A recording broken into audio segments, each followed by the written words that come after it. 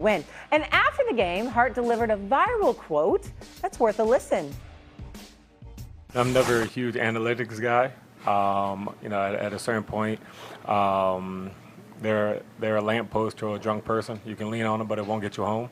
So at a certain point, you got to have a good feel for the game. Oh, my God, man. It's a great line. Park, you're our resident analogy human being over here. I don't know how else to word that. What did you make of Josh Hart's analogy? I love it. I love it. I love every word, everything he spoke was the gospel. And analytics has ruined our game, has ruined a lot of organizations. Too many people, what? Help me. I'm at a loss. I pride myself on being a relatively intelligent dude.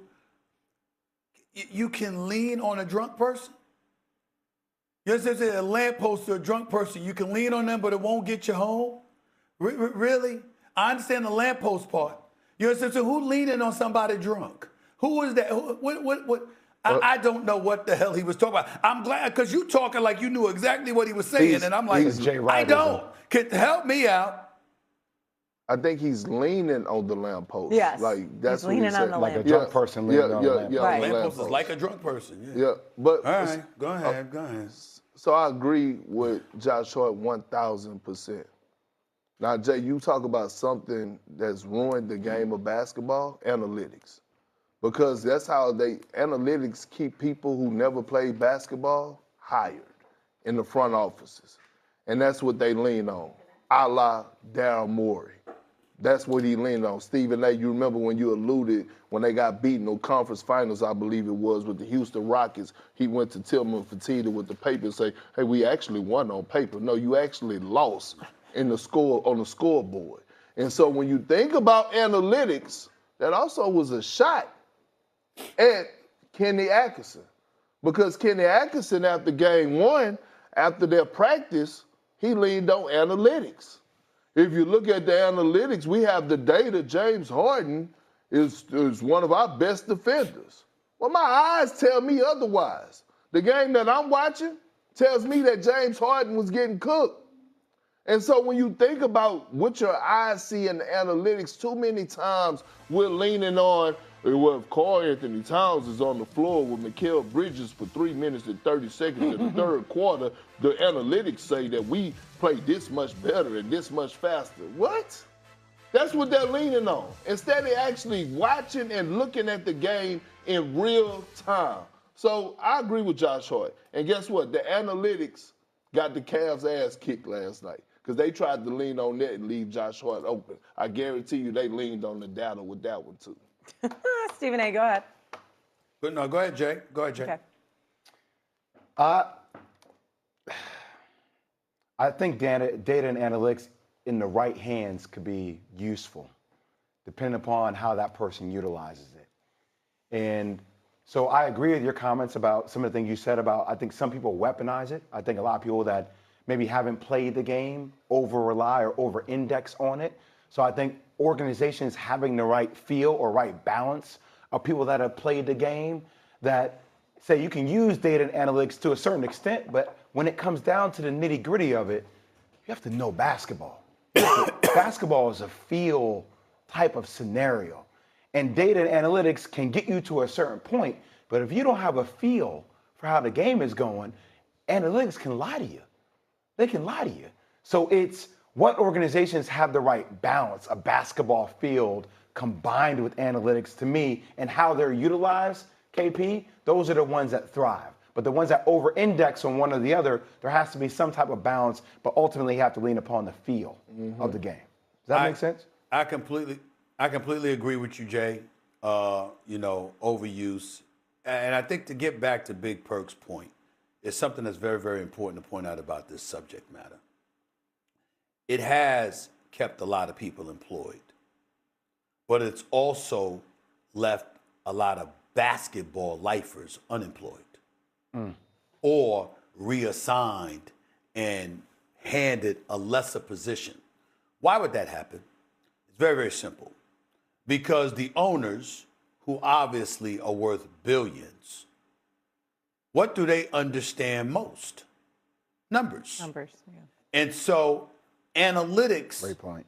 is a language they can comprehend as opposed to instinctual basketball, verbiage and stuff like that. And as a result, that's their comfort level.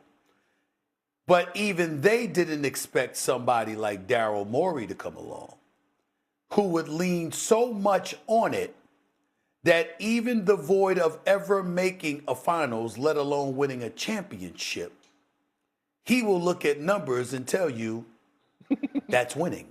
Right. See, that's the problem. That And is the so what happens is, what if you have an owner that adopts that mentality?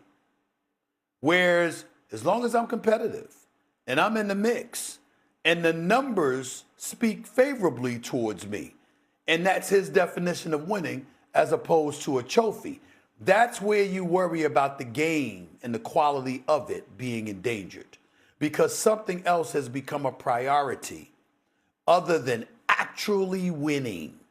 And that's the thing. You got some owners out here. I said this before, Shay, Jay, Big Perk. I've said it on many occasions.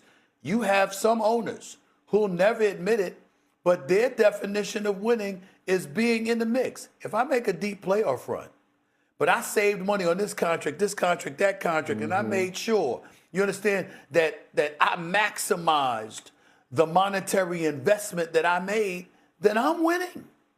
As opposed to capturing the chip. I know that ain't Joe Lacob. I know that ain't Tillman Fertitta. I know that ain't a host of other owners in the league. But there's always some sprinkled into the mix. And that is who really, really has empowered the analytics movement and has cost a lot of people who are basketball lifers their job, and has elevated people involved in analytics that don't know a damn thing about basketball instinctually, but the numbers, they can make it look that way. I feel like in football, we use analytics more outwardly. Like we put them up on the bottom of the screen. Like, should you go for, should you kick the extra point or should you go for two? Like we use them more, like the fan uses them more, right? Yeah. Like in basketball, they're used more behind the scenes. Coaches use them, et cetera. Yes. And then we have to be like, was this an Deceitful. analytics play? What was just happening here? All right, let's stay with the Knicks here. They secured their 9th straight playoff win, extending their longest streak in franchise history. They're now the 13th team in NBA history to win 9 straight games in a single playoff run of the previous 12 teams. 7 of them have gone on to win the NBA Finals. It does feel weird me talking about analytics and then making an analytical statement. Anyways, Stephen A., if the Knicks make the Finals, is it enough to keep this roster intact? Nope, it is not. A finals appearance doesn't erase or eradicate the stench of having failed to have won a championship since 1973. We've been to the finals since 1973. Matter of fact, we've been there twice. We've been there in 94, and we've been there in 99. Okay? That's the last time we've been to the finals, but the last time we won was in 1973. That's a long time. And if you don't win a championship this year, it's not because of that you still should entertain the potential change of getting somebody like a Giannis Antetokounmpo. It's that Oklahoma City and San Antonio has provided every indication they're going to be here for a while. And so as a result, you have to plan accordingly on doing what you can to assemble a roster that can knock off those guys. Now, it may be that you stand pat, guys, because, again, the deal ain't out there to be made, and I understand that. But if it is, you got to have the courage to pull the trigger, because I know I would. And that's the problem that I have with Stephen A. and Knicks fans, right? You take for granted making it to the NBA Finals. Making it to the promised land itself is a huge accomplishment.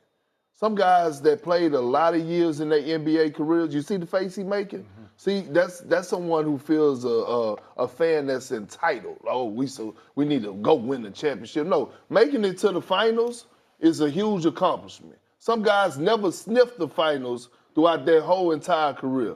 That's number one. Number two, every single season, from this point forward, every team that has real legit title hopes of going into the season, trying to really compete for a title, should damn show Beyonce they roster. Beyonce they roster. Upgraded every single season. Because we watch OKC. They won a championship. What did they do at the trade deadline? They went and got Jared McCain, right? Yep. You're going to continue. You got to, because we're in the place now where everything is evenly split, right? Like you look at the small market teams. It's like we come into the season. We're like, how many teams are legit title contenders? Like 8 or 9. We can see Minnesota win. Like it's like that. So you got to continue to add. But I would say if the Knicks get to the finals, or when they get to the finals, if you got to run it back, you got to run it back. You make small adjustments. But the way that Karl Anthony Towns has been playing, if I'm the Knicks, I'm not looking at Giannis and saying I want any of that action. I'm cool with Big Towns and Jalen Brunson leading the charge. To Stephen A's credit,